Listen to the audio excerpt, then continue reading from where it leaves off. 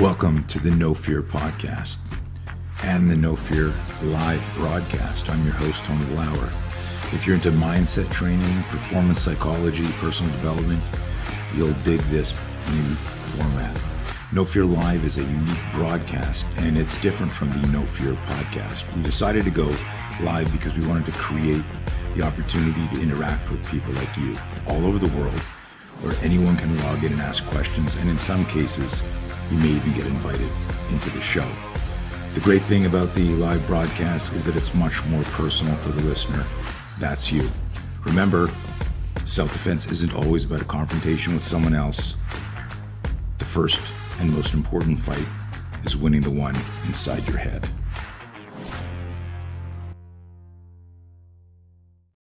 All right. Welcome to No Fear Live. I got a special guest today, David Bidler. David, how are you, buddy? I'm doing fantastic, Tony. Thanks so much for having me on.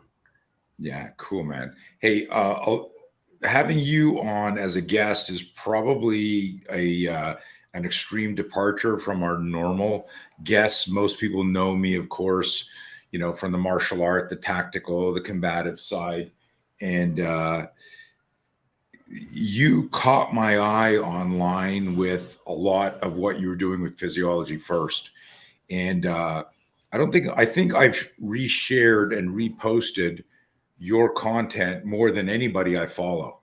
Every week you post something so important. And I think a lot of it has to do with, I'm a dad and I'm a coach and I mentor, and I see how our kids and our youth are being manipulated. Their mental and physical fitness is just destroyed with the new wokeness in the world. I'm 63, and I remember, and I grew up in Canada.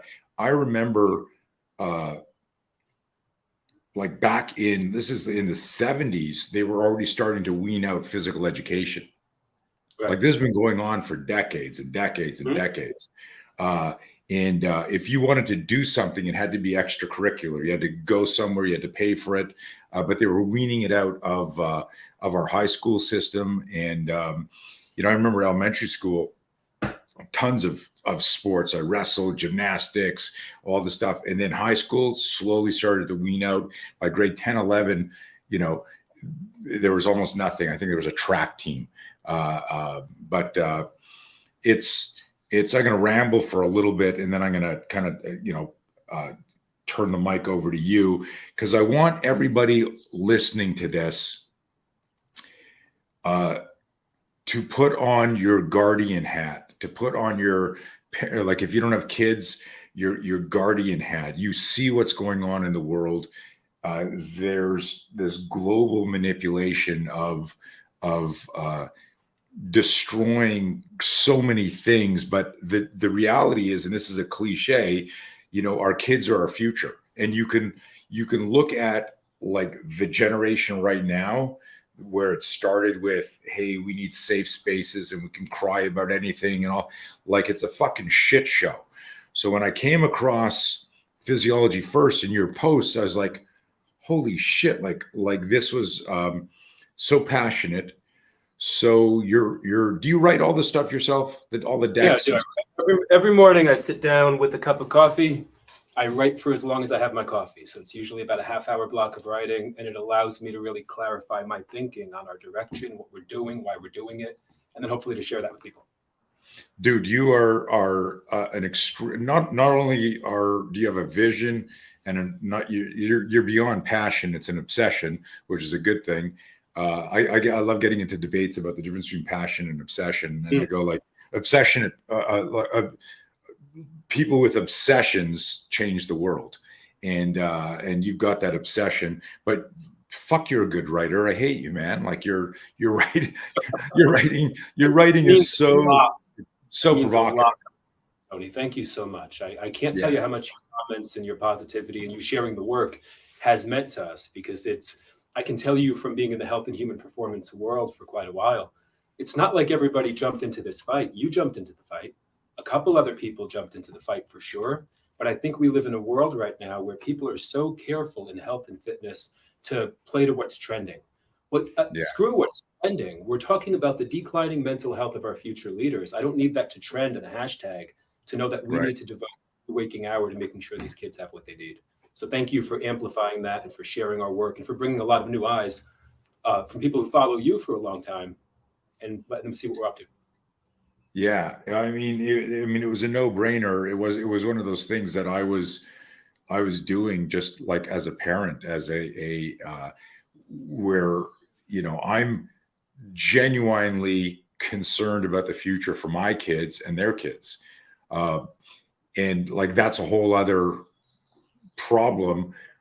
What you're doing specifically for people who don't know what David and Physiology First are doing, and I'm going to just tee you up and then just like share with my audience what you're doing. But again, everyone listening to this, it applies to you because these are our future leaders. And if they can't self-regulate, like if they can't tell the difference between parasympathetic and sympathetic, whether you know what the fuck that means or not, if you can't tell when your mind is racing and your heart is racing because an external stimulus has challenged your comfort zone, and you don't know how to self-regulate through breathing, and if you don't know what mental fitness is versus physical fitness, that's going to impact you whether you want to be an athlete, whether you want to be a politician, whether you want to be an entrepreneur, whether you want to be just a good mother, a good father. So everyone listening to this is a parent. And if you're not a parent, you're a guardian or an aunt or an uncle or whatever. So be sure to lean into this and then share the research and share the info. But why don't, David, for people who have no clue what Physiology First is, we're stuck in an elevator. What do you do? I tell people we're creating, You move up a little bit. I just want that audio to be super Of course, clear. Tony. So I tell people that we're creating a revolution in health and fitness education for the next generation. And I don't use that word loosely. I mean, we need to be turning buildings into hubs. We need to be looking at the future of education as an education in the mind, body, and brain. And we need to be doing exactly what you're saying, which is we can't be a society that can't see past noon or see past Friday. We need to be able to ask, what do our communities look like in 5 years and in 10 years? And I really, truly believe, Tony, that the future of performance, I've trained a lot of high performers, and I ask them, you talked about obsession versus passion, right? When I train high performers, I ask them, what's your mission? What is your mission? And sometimes they look at me, they have no idea what I'm talking about. And I ask them, if you're a high performer and you have no mission, what are you performing at? Performing tricks in the gym. It's like we have the ability to set our eyes and say, what can I do to impact the future, to impact my nation?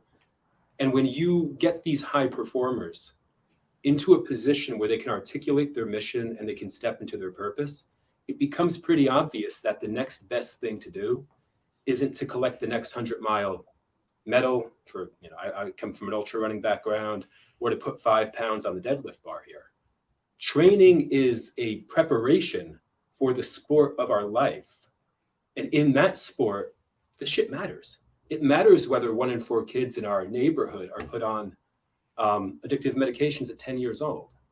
It matters whether these kids have the skills and tools to navigate the 21st century, which is moving at a crazy and blazing pace.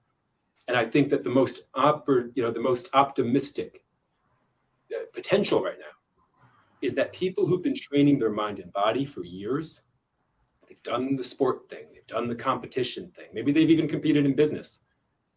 They start to realize that the ability to take these tools into an arena that matters, into the neighborhood, the community, and do something with them. Teach a kid to breathe, it could change a kid's life. I really think that we wake up as a health and fitness movement to our potential to shift the future by turning our attention to the kids who are about to lead it. Yeah. What is the biggest hurdle right now? Is it like, I remember my son's a really good athlete, and in fact he's he's a professional fitness, nutrition, mobility coach. I mean, it's what he does. But I can remember when he was 15 or 16 years old. Oh, it had to be. No, we were in Cali. Hold on a second. I'm figuring this out. We've been here 13 years. So he was like, I guess like, no, like 17, 18. And he yells, he says, Dad, come here. And I run, like, I'm like in the hallway. I go, what's up? What is, he says, you got to see this catch. And I go into his room, and he's like playing Madden, right? And I go, and I just look at him. I go, are you fucking kidding me? I go outside with a football with your friends and catch the ball. And I get it. Like there's people listening to this who maybe, that's how they decompress. They are online. I was never a gamer. I never, got into that stuff. But it was like that moment where it was like, he was so excited about this digital catch as opposed to like the real stuff. In fairness to him, he's a great athlete, and he works out harder than I can right now. So but it's just this idea that there's a lot of people who don't have that yin yang. That's all they do. They live in a virtual reality, and that's part of, when I watch videos of your workouts at Physiology First at the campus, or what do you guys call it? The gym, the campus? What do you? We call it a campus. We always talk about, one of our goals, Tony, is to go beyond the gym. If the gym culture as a whole was working as it is, we would solve the healthcare crisis. Kids would be healthy. So how do we go past exercise and into education through experience? That's our goal. So I love the term, and I didn't know if you call. Obviously, I read all your posts, so like it osmosis, it had popped in there. But the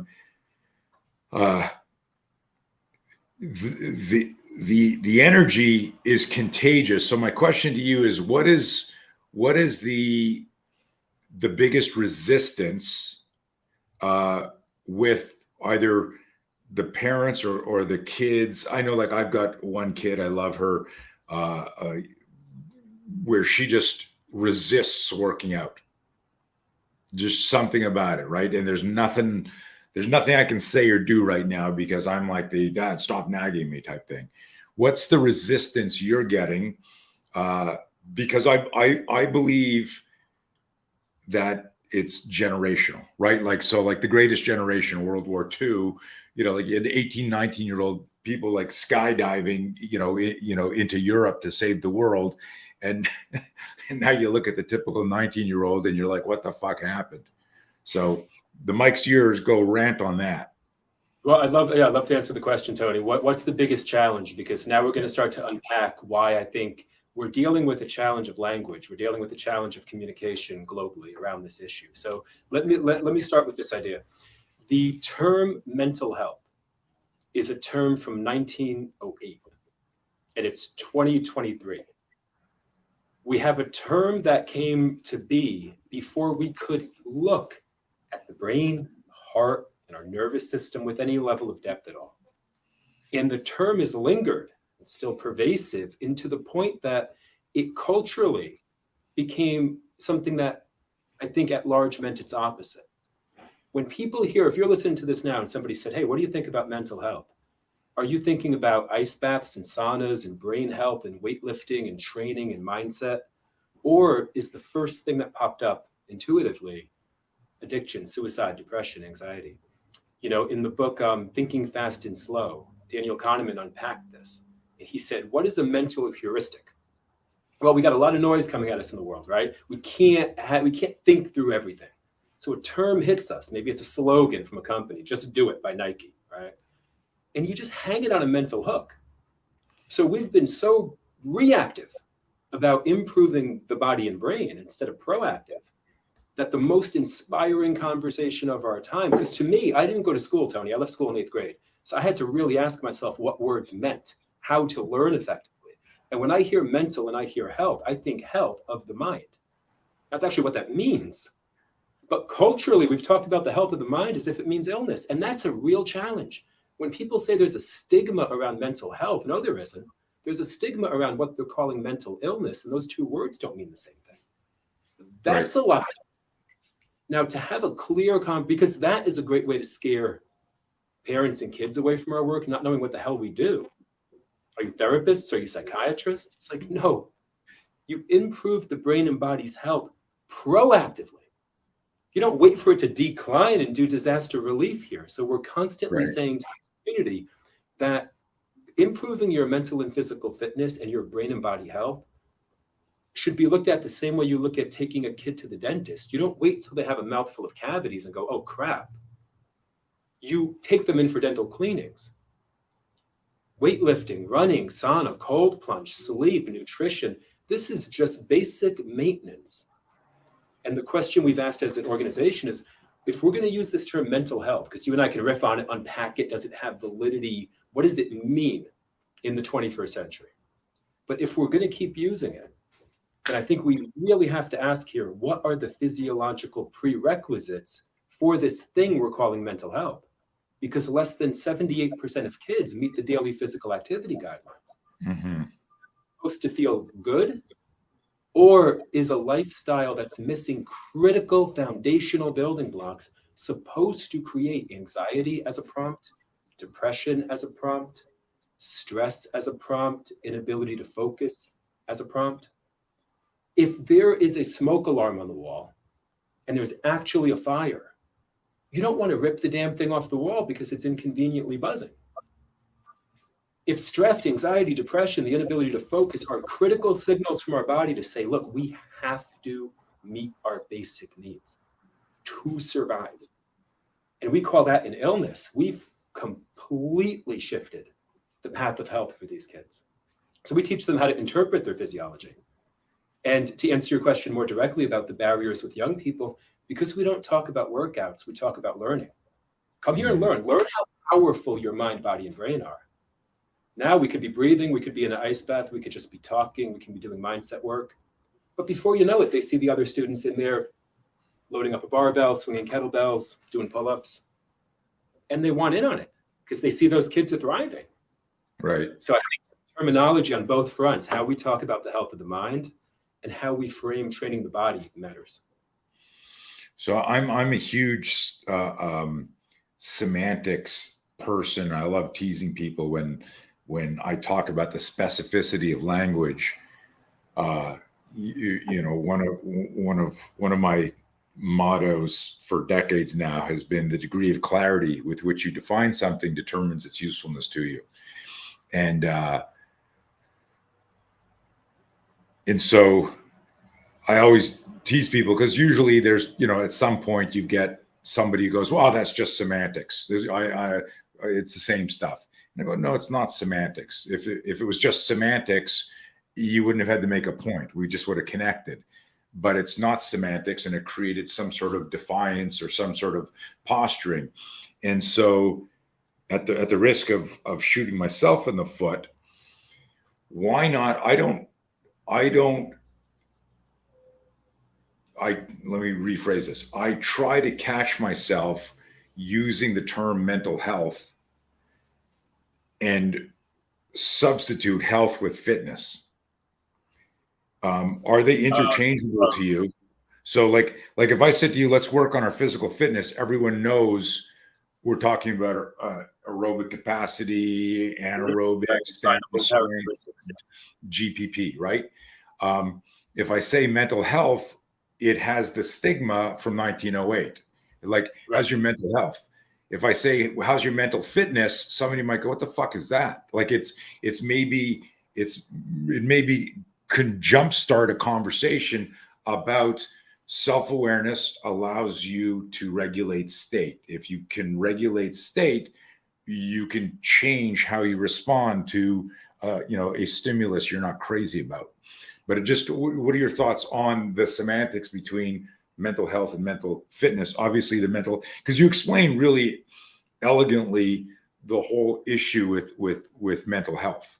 But I'm just wondering if, when it's strategic, to substitute it on purpose so people go, oh, like if I said to you, can you do 10 push-ups? And your new client said, I can only do one. That's great. Well, let's do one. And then let's do two. What are the benefits of doing this?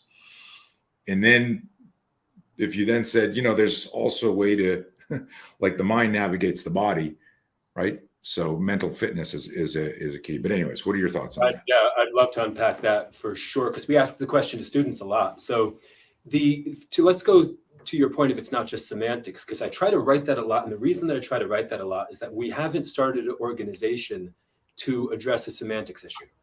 We haven't said, oh my gosh, I'm concerned that the language here is inaccurate. We have 1 in 4 kids in our neighborhood are diagnosed with a mental disorder with no health assessment. And what it's creating is a community drug crisis. So when we look at why are we doing this, is it because we think the language should be updated to a more relevant? It's like, no, it's because you've attached the term mental health to a diagnostic process, but included no healthcare diagnostic process at all. So that opens the door. And I'm someone who, as a coach, I measure physiology all day.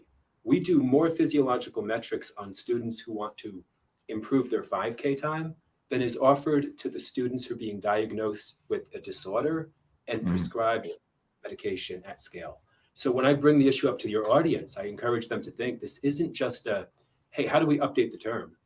It's how do we make sure that healthcare diagnosis is predicated on healthcare data, as opposed to a subjective analysis of the human mind, because man, this is a weird time to be doing that in terms of the mental landscape, the influence of technology on our ideologies, and on the fact that no one has been able to agree on whose mind is healthy. So I asked a group of students this question, Tony. I said, and I tried to not use inflection that made it seem like I wanted a kind of answer. I was teaching at a high school. And I said, hey, what do you all think when you hear mental health?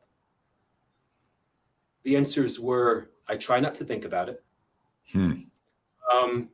I think stress, I think anxiety, I think depression. I think one kid was like, well, I think it's something that I could work on improving. And I said, cool. I said, what do you all think when you hear brain health? And they were like, I think about memory, I think about focus, I think about attention. Well, that's interesting. What do you think of when you hear mental fitness? They like the term, and we've done some work as an organization to work to maybe define it into categories. But the reason the question is so critical is that a mind is not a brain and a brain is not a mind. And so when we look at the idea of someone having optimal mental health, I think we have to stop attaching the word health to an abstract concept known as the mind, because it doesn't get a green stamp here. You don't say somebody's mind is ill or somebody's mind is healthy. Now you can look at how the brain functions. We can look at dopamine and serotonin and noradrenaline and all of the neurochemicals that determine our mood, our focus, our drive, our motivation. And we can ask right now if what we're looking at, you mentioned technology and young people. When you look at the rate of what's being called mental health issues or mental health disorders, and you look at that in a trending line along technological developments, here's something for the audience we can unpack together. When I go on my phone, I go on Instagram or YouTube or whatever, and ideally I see something interesting. Otherwise I wouldn't be there, right? And the job of the company is to keep interesting content coming your way via this thing called an algorithm. It's why you actually want to stay and poke stuff, right? So I poke on something. Maybe it's a motivational video. Tony's talking. It's exciting. It's something cool. My dopamine levels go up, and then they drop slightly below baseline. And then I see another video. Somebody's really inspired me. My dopamine levels go up, and they drop slightly below baseline.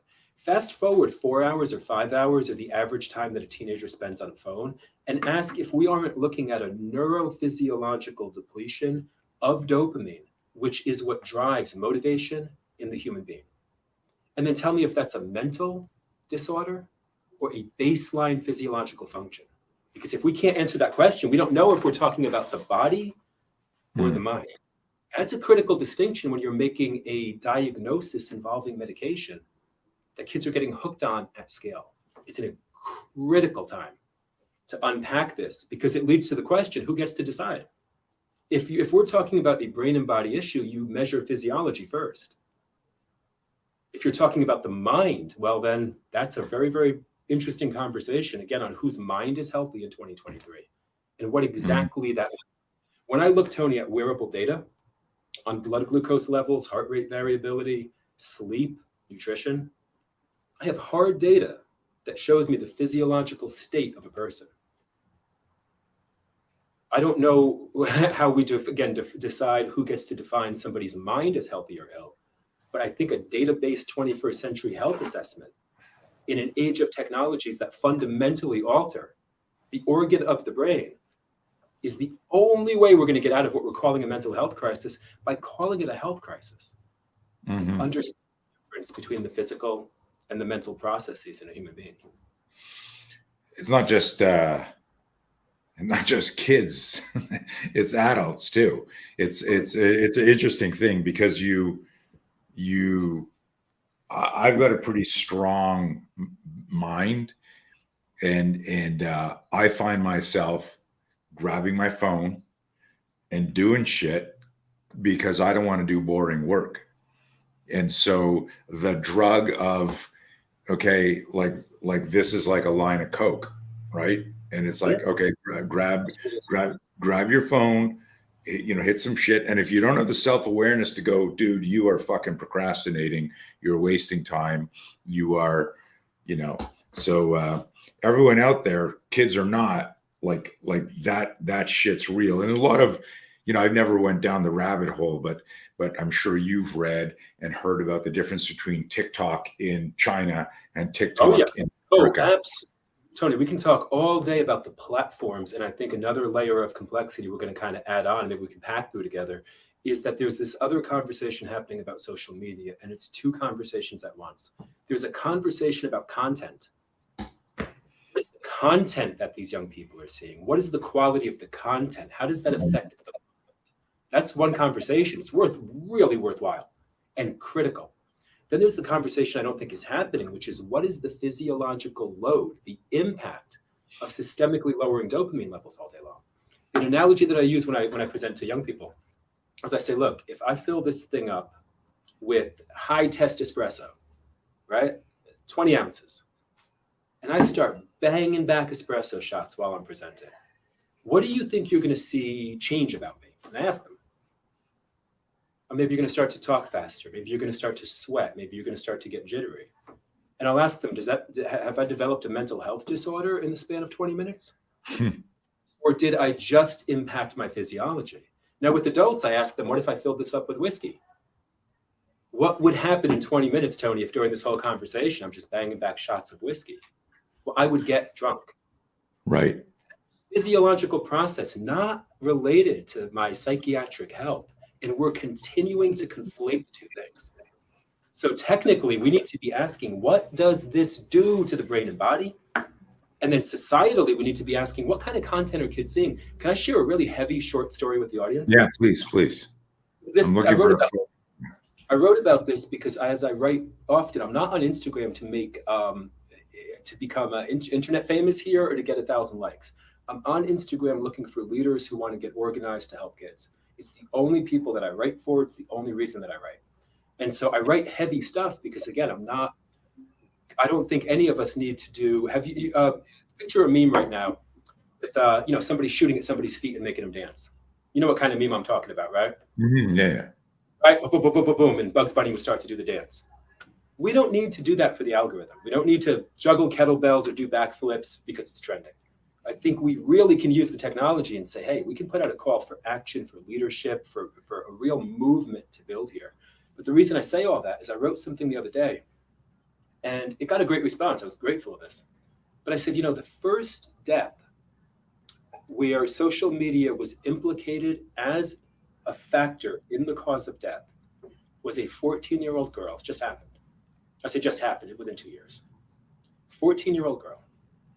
And she committed suicide. And the people working on her case said, when I looked at what her Pinterest, her TikTok, and her Instagram looked like in the months leading to her death, they said I couldn't sleep for days. Jesus.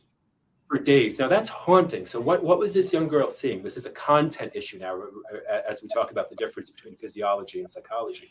What was she seeing that haunted this adult so deeply?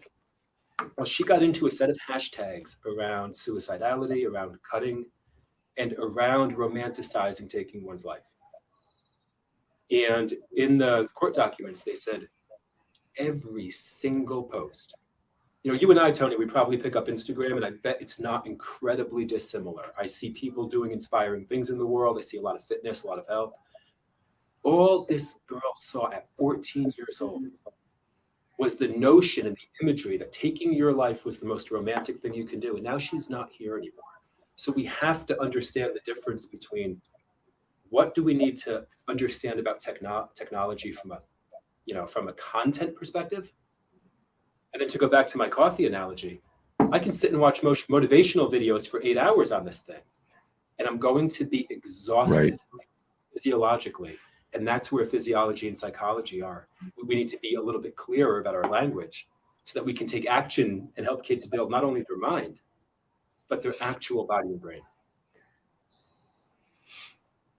That's fucking heavy. And I've said this to my kids, even to my wife, where I just said, listen, like, you eat shit, you're gonna feel like shit. And your brain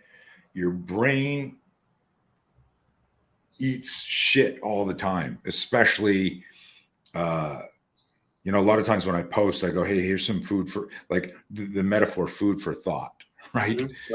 Right. I love cooking metaphors, right? So is what you're consuming in your mind, in your brain, nutritious, whatever the version of protein, fat, and carbs are, Right. Yeah. Or are you doing what this poor girl did? And you see like the all the other issues going on with the friggin' pronouns and the insanity going on in the world, where you can say whatever you want, and that's a whole other can of worms. I want to stay kind of focused on.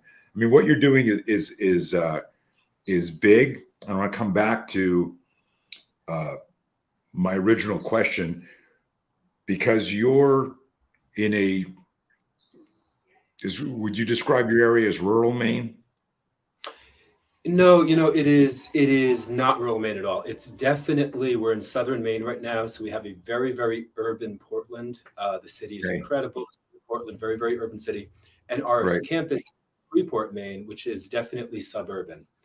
And the thing that I would tell anybody listening about our location here is that it's not like we're on a rural road. I've lived in some rural areas in my life. I've lived in big cities too.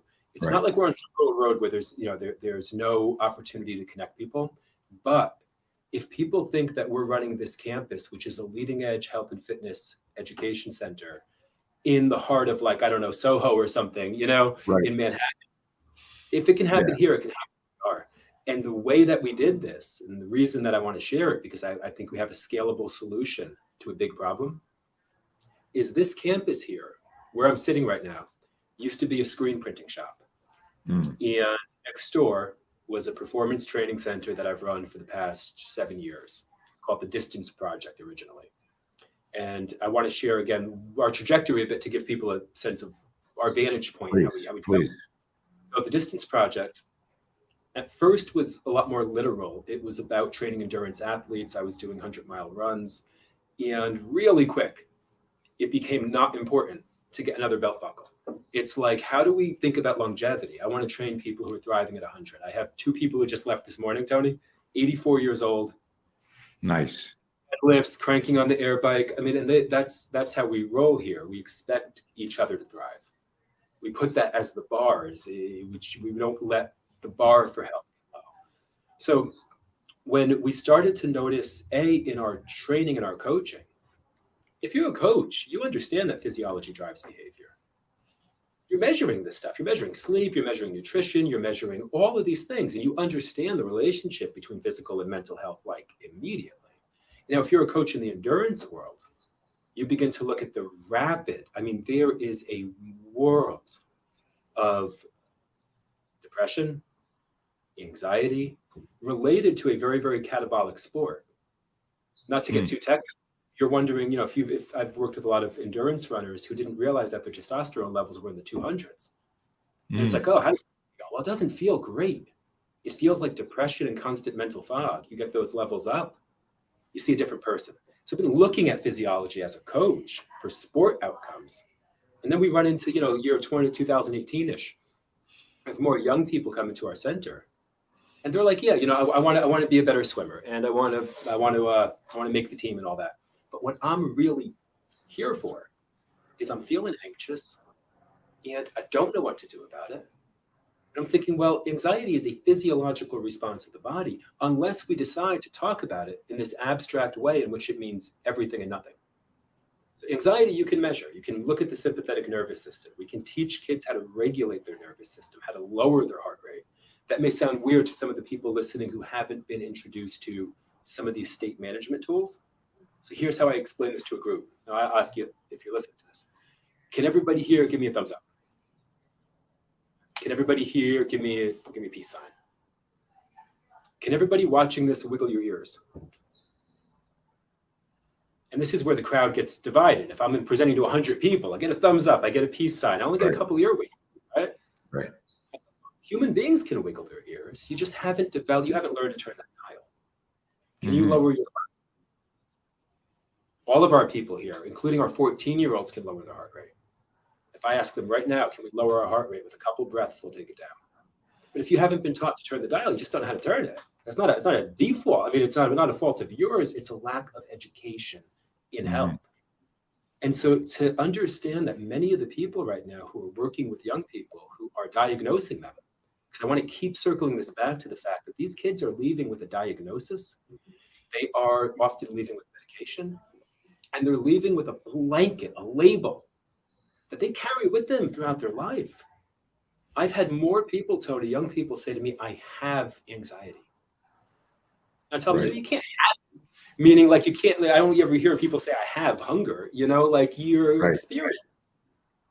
You don't have exhaustion, you are tired. Right. And we can't understand that these are transient states. And I want to go back to that a little bit because people use that term all the time. They personify physiology. They personify transient physiological states, and that's a really dangerous place to end up. And I think a lot of people listening to this will go, well, that's semantics. They get it, but it's the self-coaching. You get up and you go, I got butterflies in my stomach. I guess I have anxiety today, and as opposed to I have hunger, so I'm going to go have some chocolate cake, which is going to give me more anxiety, or I can eat something nutritious and healthy, or in the same for people, if you guys are tracking this, what David's saying is if you're experiencing anxiety, like I know for me, with injuries I have, chronic pain that I have, the world, the politics, I overthink shit. So I worry about not just my family, but civilization. With the weight of the world on my shoulders, I produce anxiety because of my negative thoughts. But my self-awareness allows me to catch it and go, the fuck are you doing?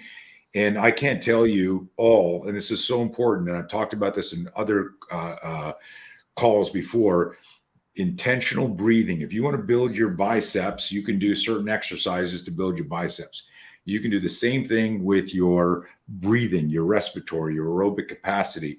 I just had a really interesting call last week with Mark Devine, who's huge into breathing and meditation. But everyone listening to this, if you aren't doing that stuff, you are missing out. But I love. I never heard it explained like this, David. Of that hunger switch is like, I have anxiety now, I have hunger now, I can eat or I can breathe and I can modify my state. Riff on that for just 1 second. One thing I always say to students, look, like, how does it feel when you're really hungry? Like really hungry? Does it feel great? It's awful. Does it feel uncomfortable? I go, it feels uncomfortable, right? I'm like, cool. What about when you're really, really tired? Does it feel great or does it feel uncomfortable? Like, it feels like shit. Okay. What if we really have to go to the bathroom? You can't find a bathroom. You really have to go. Does that feel amazing? No, it doesn't feel amazing because distress is a signal. It's a prompt. And when you pathologize anxiety and you call it a psychiatric illness, you pathologize depression, you're pathologizing a prompt. If hunger felt good, we'd be dead. If exhaustion would be dead. We are so disconnected from learning how our physiology works that you get a prompt. It says, look, You're hungry because you need to eat. Ideally, right? Because we can talk all about the chemical signaling for hunger and whatnot. And sometimes we eat when we're bored, and I get it. But ultimately, hunger, not a you don't have a hunger disorder. You Right. need food.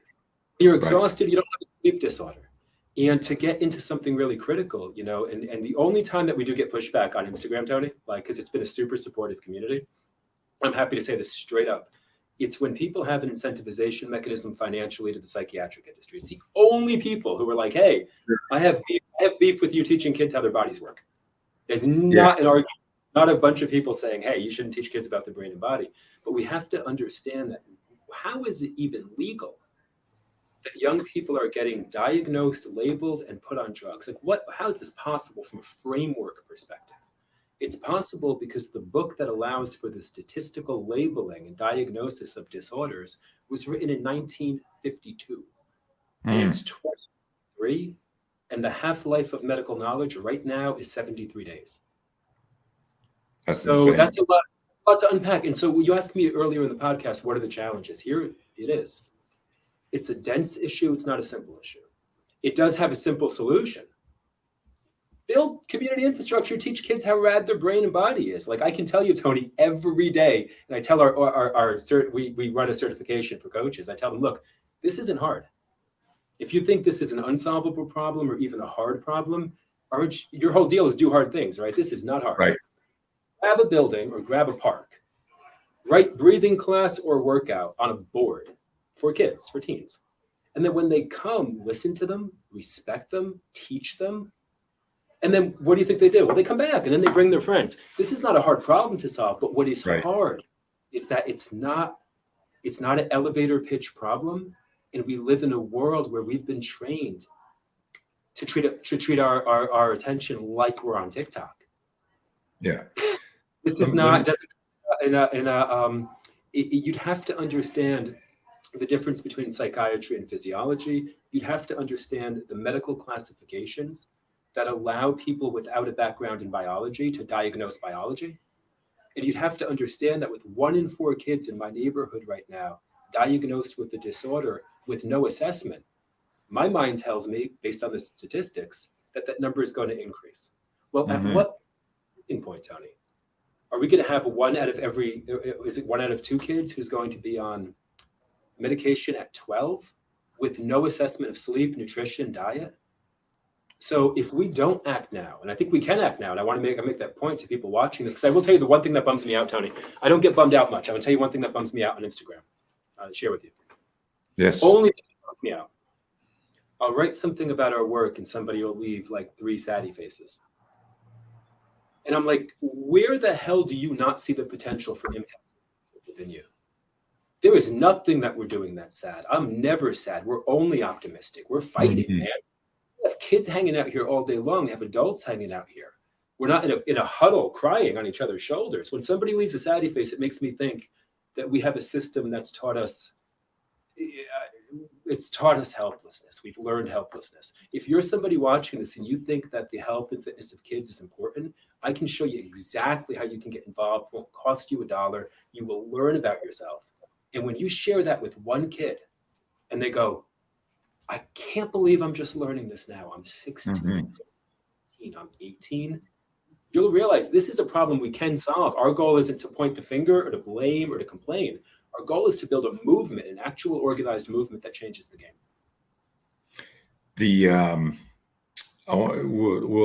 When we get ready to wrap, I want you to revisit that and let people know how to get involved. One thing that a bunch of you who are regulars to this podcast have heard me talk, that as a lifelong combatives, martial arts, boxing, taekwondo, wrestling, all sports, my aerobic capacity was always world class. I mean, of course I got tired when I exerted, but it wasn't until I got injured in my late 50s and I had that neck injury where my neck got hypermobile, and if it slipped out, it would put pressure on my vagus nerve and it just would trigger. I'd be in my car and all of a sudden I have to pull over and get out of my car. for no reason. I was just like, holy shit. Insane. So I knew people who had suffered with anxiety in the past, but I didn't, this was like literally like a light switch. It would happen that fast. And I wrote about this, and the guy that turned me on initially to, multiple breathing modalities was my buddy, Brian McKenzie. But like I tell people like that, I don't want to say it saved my life, but it saved my mind because I didn't know what was going on. And it's kind of an interesting full circle because it saved my mind, and the mind navigates the body.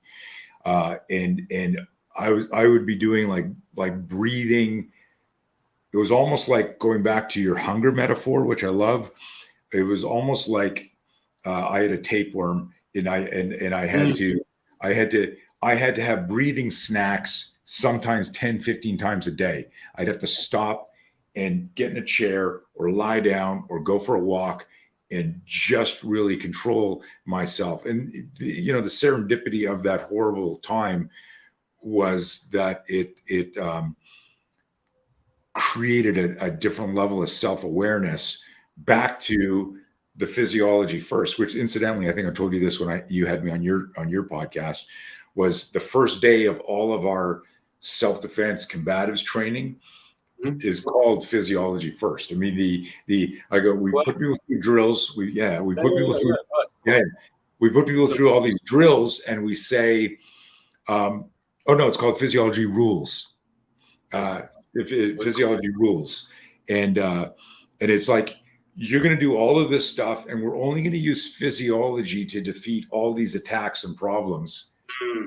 No technique, no martial this, just principles of physiology to prove that you're a human weapon. You just don't realize how to use your body and your mind properly. So I think that was some of the wonderful nuanced synchronicity when I started reading your stuff. In fact, Elisa will tell you after the show, there were a few posts or early posts of yours that I forwarded to her, and I said, oh my God, this could be our deck. It's just talking about this as opposed to, the human weapon system. I really appreciate that, Tony. Could I just shout out Brian McKenzie as well? Because he's definitely been a major influence on us. Nice. And the work that he does is powerful. And when we talk about separating and experiencing some of this stuff, I'll share with the audience a quick drill that we do with students. I won't go in depth with it, but just an idea speaking to what you're talking about when we learn to interpret these physiological signals. So one thing we always do with students is we ask them, hey, I've asked students all over, like, hey, who thinks anxiety is a big problem? All hands go up. And I'm like, cool. Like, who can define anxiety? You can hear a pin drop. And it's like, okay, so we're talking about a large cultural abstraction with no definition, and you're going to build a game plan? Like, you're going to build a program to manage anxiety when we can't even define it? So let's get into it. What does it mean? And then we go into the nervous system. But one thing I like to ask them is, I say, who wants to have some anxiety? Who wants to taste anxiety, taste fear? Because if you taste it, then you know that you can enter and exit that state volitionally. But if you only wait for it to happen to you, you surrender that agency. So who wants to taste it? But you got to remember that in our center here, there is nothing clinical about our environment. We're not clinicians, we're communicators. And that matters big time. So we'll have a young person go on an air bike. Now there's Wu-Tang Clan playing. The place is lit. There's kids hanging out. It's certainly fun. And we'll have them do some breathing exercises and breath holds on the air bike. We'll show them how to lower their heart rate. And when we have them do breath holds, pumping up the wattage, and they go, I'm like, hey, what does that feel like? Oh, wow, that feels, I feel anxious. I love, Tony, when somebody can smile and laugh while saying, I feel anxious, because then they are exploring a transient physiological state with leadership, agency, and self-control. Well, then when it happens, you're getting up on stage to speak or something, right? And you're like, oh, man, you can say, well, I've been here a million times. I've trained this a million times. But without any training, we're expecting these kids. I mean, think about that. With no training and no skills and no education, we're expecting these kids to manage their brain health in a technological environment that fundamentally impacts the brain. We're expecting them to manage anxiety at a high level.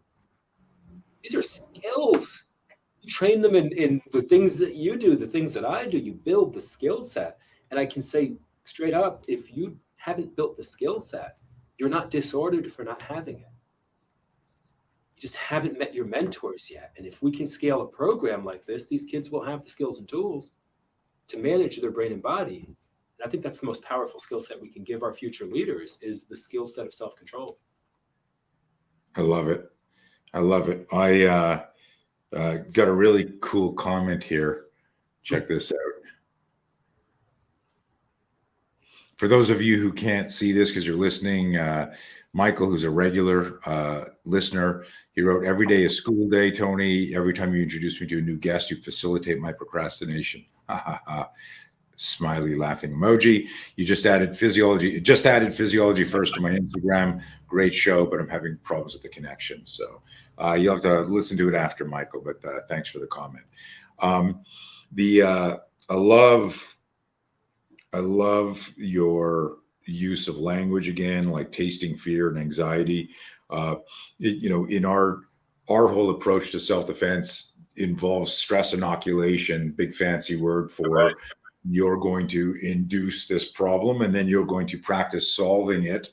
And what's going to happen is you're going to acclimate to that, and then the brain's abstraction skills, anticipatory cells, the neuroplasticity of the whole learning experience goes, hey, I can fix this. And another thing that we do that's really unique, not that this show is about I guess it is about self-defense in the holistic sense, but and I know you do this intuitively, but I'll share where I'm going with this and then talk about how your program agrees or conforms to this. One of the biggest mistakes made in conventional self-defense is moves are taught with exact precision and specificity, and real confrontations are messy, they're dynamic, they're fluid. And so we have a maxim. We tell people, don't confuse tactical with technical, and that the singular focus on technique can get you fucking hurt in a real fight. So to me, it's about regulating state, not black and white. Is like, okay, you're freaking out and now you're not freaking out. Let's go for a walk. Let's go get some air. As opposed to, what do you mean you're not perfect right away? So talk on that, because I can see your brain. I would love to. I'll share with the audience a personal experience of mine and a learning curve, because I think that learning is the most powerful skill of the 21st century. If we tell these kids, what can you do, not to differentiate yourself meaningfully for some college recruiter. No, what can you do to be unstoppable as a human being? Learn ferociously, learn with ferocity, learn with autonomy, learn by yourself, outlearn your limitations. And so I'm on a fun learning curve right now, Tony. I just got my motorcycle license a couple of weeks ago. And Saturday I'm riding, and out of nowhere comes a torrential downpour. I mean, but I haven't ridden in the rain yet. I'm on a nice set of roads here in Maine, and I mean torrential. Can't see through my visor, can't see what gears. But that's why we train. Why you don't get rigid. That's when you can lean in. You can trust your breathing. You can trust your physiology. You can be smoother and more intuitive versus more rigid. Because as you know from the fighting world, as soon as I lose flow, and it was really nice. Now I'm not riding fast. I'm going speed limit the whole way, but soaked. I came out, all my gear, my jeans are soaked, and I thought, wow, I'll share that story with the students, because it may not be a motorcycle ride. It may be a job interview. It may be asking somebody to date. It may be something you really care about. You've done something in the world.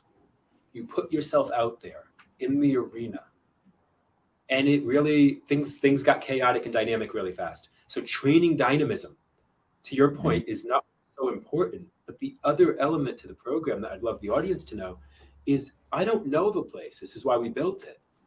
I don't know of a place where young people's physicality isn't shaped specifically around sport or sport performance. So we talk. I don't care. I'm like, you'll be a better. Whatever you do, you'll be well prepared. But we're just teaching you how powerful your body is. This isn't about lacrosse. It's not about wrestling. It's not about football. We often get some people write saying, "Why do you train barefoot?" To teach kids how their feet work. If you can't control your feet, you're going to control your breathing. If you can't control your breathing, you're going to control your mind. Like there's a hierarchy here, man. You're standing on your feet. Figure those things. Can you move your toes independent of one another? That's one of the first things we do with students. We're always barefoot here. We never occurred to me. My analogy, Tony, of training people in shoes is like training piano players in mittens. Whacking at the keys and making crazy noises. So we teach them, it's like, hey, learn how your feet work because they're the foundation. And young people respond to that because one thing that they really are hungry for, I think, is logical consistency in programming. Because they're looking for inconsistencies, because they hear a lot of inconsistency. So it's like, why don't we just start with the foundation? How do your feet work?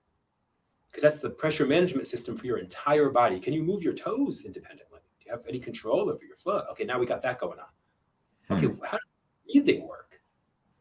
Can I inhale and exhale and understand? I'm not going to get to derail us here, but inhalation is a representation of the axial skeleton's position. Exhalation is a position. Okay, well, then that's going to help me pick exercises that make you stronger and not just tight and like hurt. When you approach it from the standpoint of learning about your body, it's new. It doesn't tell them that. It doesn't put it in a frame that isn't theirs. Right.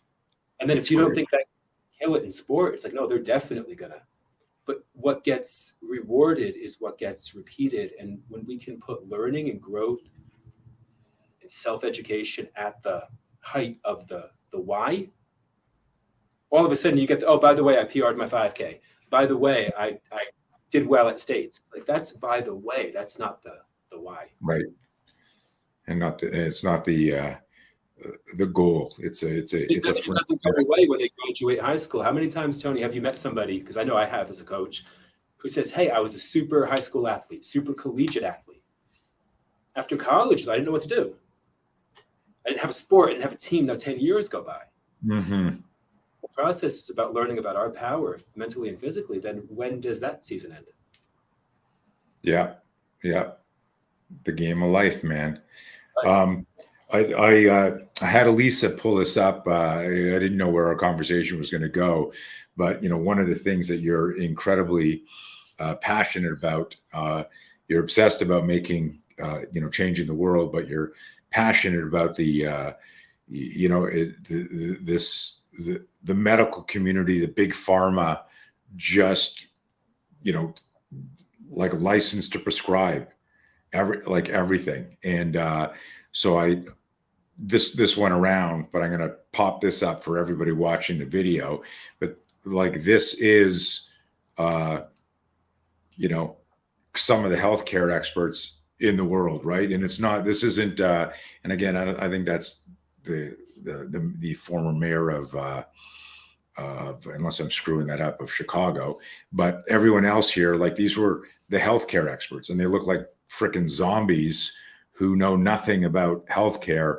And, when we were talking early on just about how the number of kids prescribed, that if they don't fit into some, formula, someone goes, oh, you must need this medication to get through this. A lot of times I share stuff, David, when I see some insanity with some kid misbehaving and that's me being polite. I will very often post, nice job, parents and school systems. Like I blame it there. Like the apple doesn't fall far from the tree type thing. So while you're training kids, mostly that's the focus. How important is it to be educating the parents? And obviously at a certain age, kids can't get a tattoo, but they can have, their sex change. But how important is, so a certain age, your teenagers can come in and they go, hey, this is cool. My friend told me about this, and they come in, they experience your campus. But how important is it in the big picture to be educating the parents? And that's what I'm hoping, like having you on my show. I said this a couple of times, and I'll wrap it up with that, is like all of you listening to this, I guarantee there's no 16, 17, 19-year-old listening to this. Right? You're all adults going, and most of you don't even know how to breathe like properly. I happen to be at a stand-up desk right now, so I feel like I'm showing off. I want you to give me a star. I'm barefoot and standing up doing this podcast because I recognize that I sit too much and it fucking shortens everything and my back hurts after. So that's the self-awareness piece, guys. But everyone listening to this, whether you have kids or not, you need to learn how to breathe. You'll need to learn how to move. But for your mission to really snowball, how important is the parental buy-in? That's such a good question. So I hope that this answer comes off as optimistic and nothing but one thing that I can say is that in our work, because I've coached for 10 years and I've told adults here, I expect a lot out of you if you're coming to my center. We're not babysitters, right? And the thing that I've never been able to do, and I've never seen it done, and I don't know why the fitness industry spends as much time as they do trying to do it, but I've never convinced an unmotivated adult to take agency over their health, ever. Yeah.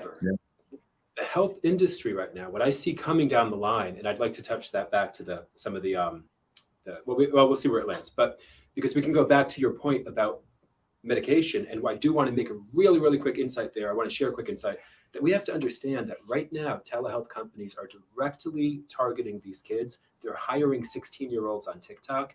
It is a business. Welcome to the world of business. We are literally in the Wild West. And if we don't develop street smarts and like really treat this like you're walking through downtown, you're walking through New York, you've never been to New York. Somebody goes, hey, I got something to show you. Come down this alley. Utilize your street smarts, because right now the fact that so many kids are reliant on these medications, but they don't know the mechanism. This isn't about demonizing medication or anything. It's about what do you think this pill does? Because if the same neural mechanism can be achieved, and it can, through things like cold exposure, through exercise, then why wouldn't you do that first and see where it landed? Right? The idea of taking an approach that we have a campaign called Education Before Medication, and it's not anti-anything. It's only anti the idea that you would try a synthetic route without trying with less potential downside. And if we could understand what cold exposure does to the brain, if we can understand what regular exercise does, fundamentally how it changes the brain, then you'd realize we don't have an argument even nationally happening about medication. We have a misunderstanding of the mechanism. If you show me, Tony, that there's two paths to a mountain summit, and one is rocky and precipitous and a lot more dangerous than the other isn't, well, then I have a choice. It's only a choice. It's not a judgment. It's a choice. And I don't think kids right now are being given the choice. And that's difficult, because when you look at the rate of benzodiazepine addiction, the addiction rates, Yale Medicine called the benzodiazepine addiction crisis the next opioid crisis. That's happening in our backyards right now, and it's stoppable. So one of the things that I see a lot, and you must see this too, is when people get excited about an idea, they can get aggressive about the idea. And I've never known that to work. I've never known hitting somebody over the head with an idea and saying, hey, I think that your thinking is very stupid, to be the way to movement, right? So I think that we have to be really careful to say, look, there are groups who just don't like medication. They don't seem to have like a logical, plausible, they just don't like it. What we're saying is every kid deserves education on their brain and body before introducing a synthetic route to producing the exact same neurochemical change, because there is no off-ramp for these kids. They're on these years and years, and what the pills that they're taking do, down-regulate the brain and body's ability to do that independently. So if we understood that, we'd say, hey, just educate the kids and let them make informed choices. And that's a critical piece of the puzzle. Now, I know I jumped back. No, that was great. And you're actually being polite, because there's a lot of things that we don't know what certain pills do. You can say, hey, it's down regulating this, and it's impeding the body's ability to do X, Y, Z, but you don't know if you're going to have a side effect. I mean, a quick one for adults on one thing that we do know that I think is so cool is how many kids do you think know that dopamine is the molecule of motivation, of drive, of whether I feel focused, of whether I feel like I can succeed at the things I try to do? And that exercise not only increases dopamine levels, because I think we have a misunderstanding sometimes about the mental health or brain health benefits of exercise being transient. Oh, I got the runner's high. It's like, no, you've actually created more dopamine receptor sites. You've structurally changed your brain to be more receptive to joy, more receptive to motivation and drive. Structurally, you built more landing pads. Wow, that's pretty cool. Imagine if kids knew that. Well, then all of a sudden their workout isn't just about getting it done or burning calories or whatever the cultural narrative is. I think the future of health and fitness is building our brain on purpose. And so you asked me, Tony, and what I can say is this, and this is what I hope doesn't come off as anything, but I hope it doesn't come off cynical. We have to understand that you lose up to 10% of dopamine neurons every decade. You have the capacity to lose it. Capacity doesn't mean you will, you have the capacity, right? So the adult that you couldn't motivate at 30, who didn't take action in their own life at 40, is no more motivatable than they were 10 years ago. They're less. Do you know who is easy to motivate? Kids. So when I look at the fitness industry, trying to convince 40-year-olds who've decided that they're not that invested in their own health to be invested, you know who's invested? Kids. I've never met a 15 or 16-year-old who'd given up on their health. They need leaders, they need mentorship, they need education, they need skills. So as a coach, what I do, it works for me, is I only work with two kinds of people. I work with leaders. I'm looking for leaders, man. I want people who are ready to build things. And I work with youth, and then I pair leaders and youth. The larger community, as it becomes more normal to talk about brain health and taking care of our health, I think the tides will turn. And I hope that people are doing that work at large. But when you have a limited amount of energy and time in the world, and you're clear about what you're seeking to do as an organization, I really think, Tony, we have an army of health and fitness professionals who, if they see this fight as a battle of physiology, because why aren't health and fitness people getting involved? Well, they're being told to stay in their lane. It's a mental health issue. It's like, no, this is a brain and body health issue. Sleep is a brain and body health issue. Nutrition is a brain and body health issue. Exercise, sunlight, these are physical issues. And who but the physical fitness community is going to stand up and get involved? Well, when I think we realize call it an industry or call it a movement, that we are the ones. Nobody else is coming, man. There's not going to be some trained fleet of employees who go through some training program to physiologically educate kids. It's us. And when we can step into that fight, we can make a world of change. And what we do see here, and this is really cool, is when young people come in by themselves, sometimes their parents follow.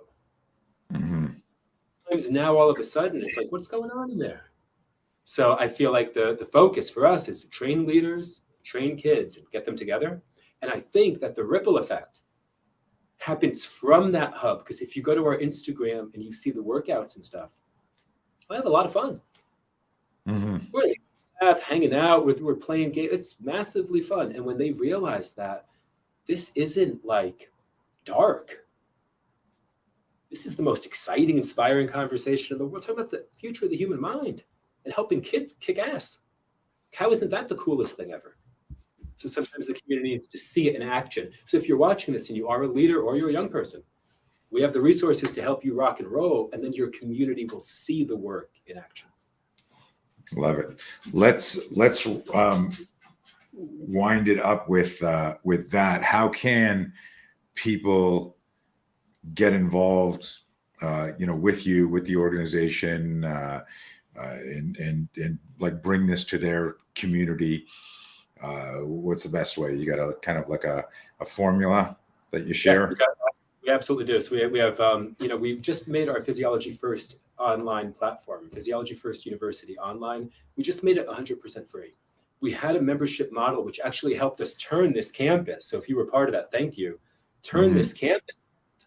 And I hope that if you do jump on Instagram, maybe I'll throw up, anybody watching this, maybe I'll throw up in the stories some of the before and after pictures. Because when you invite kids in and say, hey, what do you think about this crazy old building? How can we make it the coolest thing? They'll want to paint and help, and they helped to bring it to life. And that's really awesome. Nice. And thanks to growing support, we've been able to make the platform free. So the whole goal of the platform is I'm working as a coach to synthesize stuff that took me a decade to process and then translate. How do we share the simplest micro lesson a day on the brain, body, and mind? And the whole goal is learn a lesson, pass it on. Learn something, it'll take you 2 minutes or 3 minutes, nothing's longer than that. Okay, now how do you communicate that to one person, especially a young person? And we're gonna have live workouts, live training experiences, live breathing on the platform. So join it, it's totally free. And just, if it's valuable, translate it. Share it. Let's search into outreach in neighborhoods. I love it. Love it. Is your book out yet?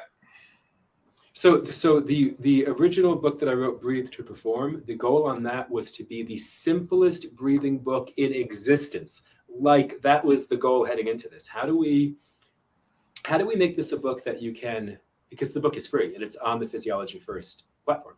Okay.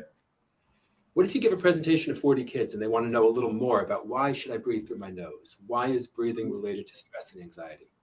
You just send them a free book. So the goal was to really synthesize it. I also have an audio edition up. Working on a few larger pieces of writing now, but I think if we can come into the neighborhood and then share resources that people can follow up with. Because I can tell you, Tony, in the early days of this, I'd present to a school and it was real cool. I mean, the kids were all like high five and it's like, all right, well, that's over. What next? So we built the platform to make sure they have mentors, curriculum. So yeah, the thing you can do is jump on there, learn a lesson, pass it on.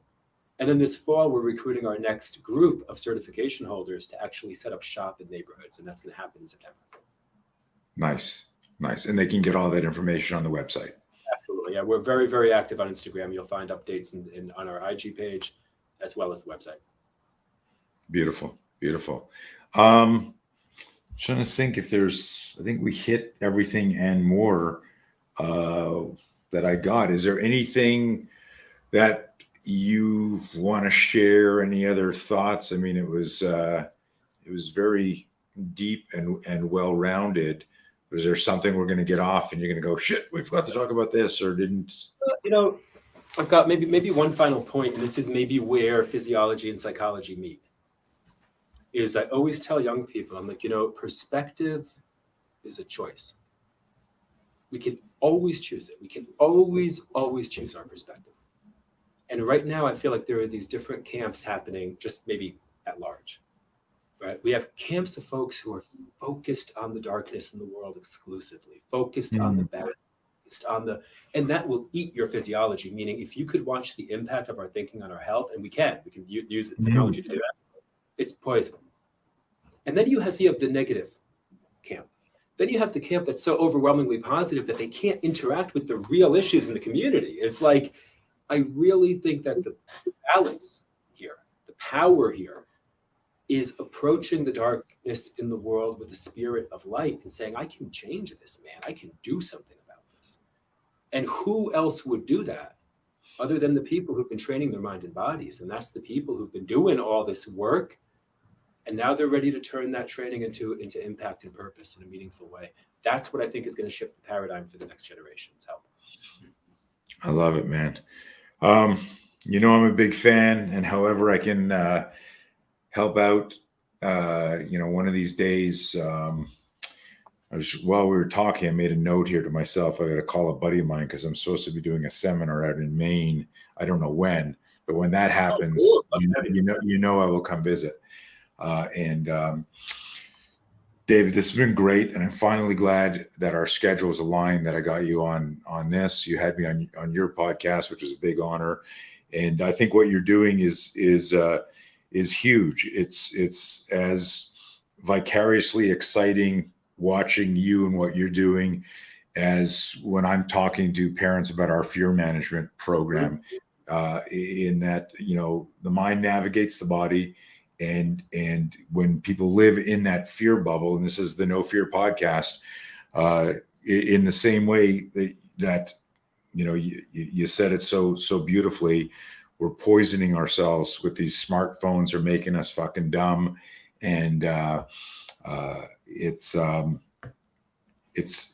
huge. It's huge. It's literally the future of the world without being grandiose. Well, I love that you said that, because one thing I would say to the audience is, like we always say to kids, this is a tool like a hammer is a tool. I can take a hammer and I can whack my thumb. I can take a hammer and I can break a window, and that window might be a window of opportunity, of impact. So Right. what we do with the thing is we say, hey, if you're out there and you're a leader in health and fitness and you want to be part of a movement to help kids, let's go. Rock and roll. And then that becomes a mechanism to use the tech and not let it use us. Love it. Okay. We're going to sign off, guys. I appreciate everyone listening this. Please, I tell you to share all our shows, but really share this one. And, if you've got questions, I usually go in afterwards and try to get to some of the questions people, on the different platforms, LinkedIn and Twitter and and not Instagram. Instagram doesn't do live like this. Facebook. If you got questions, post them in there. I'll get to them. What else can I tell you? Yeah. Follow us on YouTube, share it. Go follow David's movement on Instagram. Go to Physiology First. Their online program is now live. Do we have the website, Elisa, up there? Is there a website link? There you go, physiologyfirst.org. Go follow that. Go download his book. Most of you who do not know how to breathe intentionally, do that. It's a skill. Everyone here that follows me is in some sort of martial arts. That's like not knowing how to make a fist, right? And you punch somebody, you had an idea there, but you broke your hand, and then you got your ass kicked. So learn how to breathe. Okay, guys. David, thank you so much. Hang on a little bit. I'm gonna sign off, but stay in the studio with me for a minute. And guys, everyone else out there, have a great week.